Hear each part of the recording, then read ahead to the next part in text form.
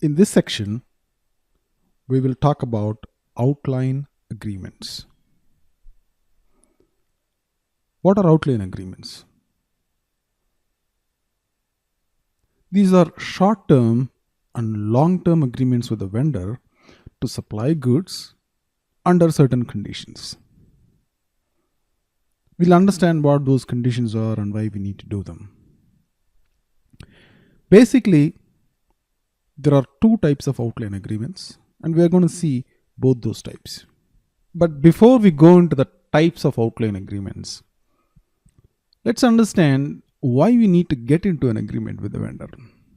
So far, we have been procuring coffee, flour, sugar, all different kinds of stuff that we need for our business.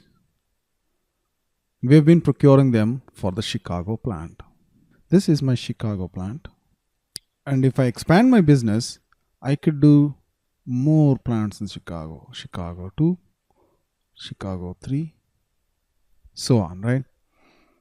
I could establish more coffee plants in different parts of Chicago or spread out into Illinois, the state. Or I could establish a shop in San Francisco. It depends on where my business leads me. Now, let's say I'm still headquartered in Chicago, but I have shops in multiple places in Chicago and in multiple states as well, right? Say I have 10 shops, 5 shops in Chicago and 5 shops in San Francisco. Now, sitting in Chicago, I'm procuring goods for Chicago as well as San Francisco, right? And I'm doing this from the purchase org US01. That's the purchase org for which I maintain the prices, I maintain vendors, I maintain all the different data that's required for procurement. Now, this assumes that I'm doing procurement for all these different shops that I have or plants that I have, assuming each shop is one plant. It need not be that, but let's assume that for simplicity, right? All the procurement is done from Chicago using purchase org US01. What does that mean? That means it's one centralized purchasing area for all the shops and plants that I have. So this mode of doing purchasing is called centralized purchasing. Centralized purchasing. As opposed to what? You could do something like this. You could have one purchase org US01 to cater to the needs of all the Chicago plant purchasing, and you could have US02, another purchase org responsible for procuring for all the San Francisco plants. This is called decentralized purchasing. Centralized purchasing, decentralized purchasing. Now, the next obvious question is, what are the advantages of one over the other? And when do we do centralized versus when do we do decentralized purchasing? We do centralized purchasing when high volumes bring better prices. Simple, right? High volumes of business bring in better prices. That's how Walmart works. They procure in high volumes, they get better margins and pass the savings over to the consumer, and the consumer gets better prices, right? Now, in some industries, it does not work that way.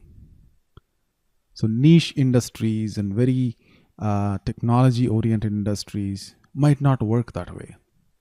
But overall, though, in general, for most conventional industries, centralized purchasing is always better because you get better margins when you go with higher procurement volume.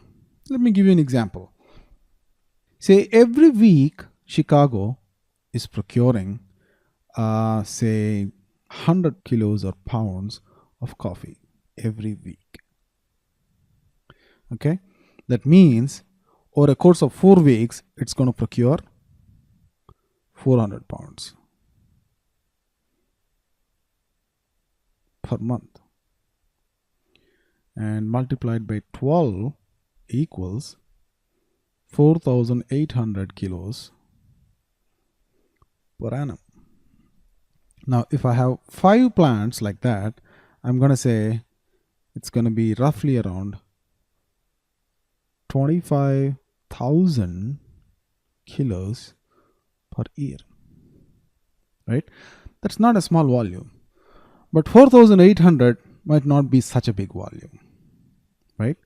So if US01 were to only procure for Chicago, at best, we're going to procure a maximum of 25,000 kilos per year of coffee, just coffee.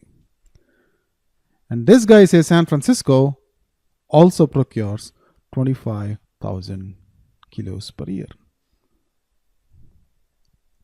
Combined together, we have a volume of 50,000 per year.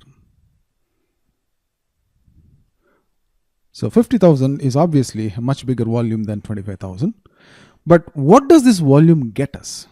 Now, when we have bigger volumes like this, we can negotiate better terms with the vendor. Now, I'm not just saying price, I'm saying better terms, because terms could mean better price, better shipping, better payment terms,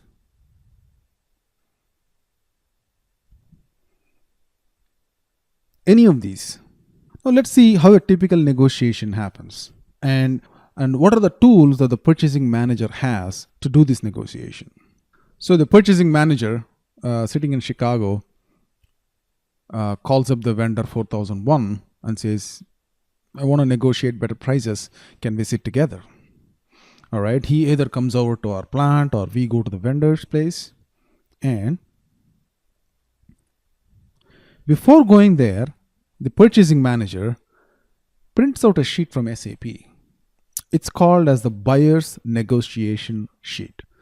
SAP by default provides a buyer's negotiation sheet, but there could also be custom programs to print the negotiation sheet the way the purchasing manager wants it. Okay. So what is this negotiation sheet? We go to logistics, material management, purchasing. Under master data, info record, there's something called as a buyer's negotiation sheet. What is a buyer's negotiation sheet?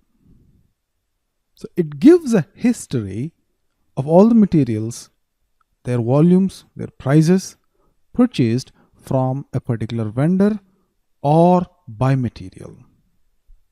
Now, let's look at the sheet by vendor, because we have called vendor 4001 ABC Foods for a negotiation. So click on by vendor and say 4001, and purchase org is US01. Right? And you could specify a material, or you need not, because if you want to negotiate only for a particular material, you could do that. And if not, you could say all materials, right? And output on screen, click OK. So this is a sample buyer's negotiation sheet. It need not always be this way. This is something that SAP provides out of the box. Okay, so what does it say? It says these are our payments for the that we do for the vendor. These are the total amount of POs that has been purchased, 9,120, and then the materials that we have purchased from this vendor.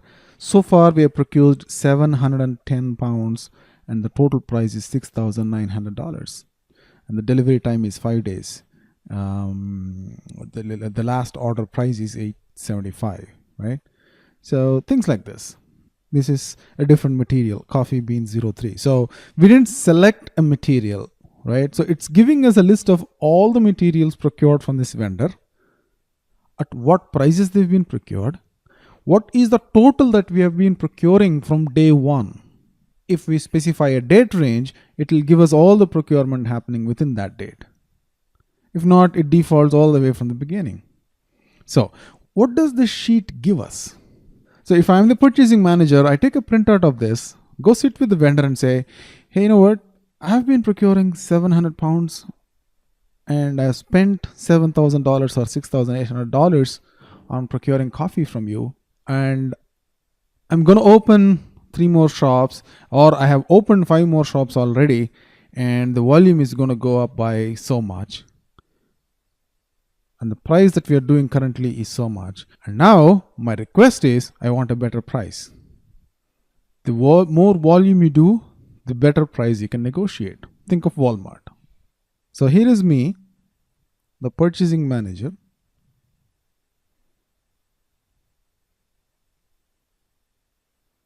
And here is the vendor, 4001, ABC Foods.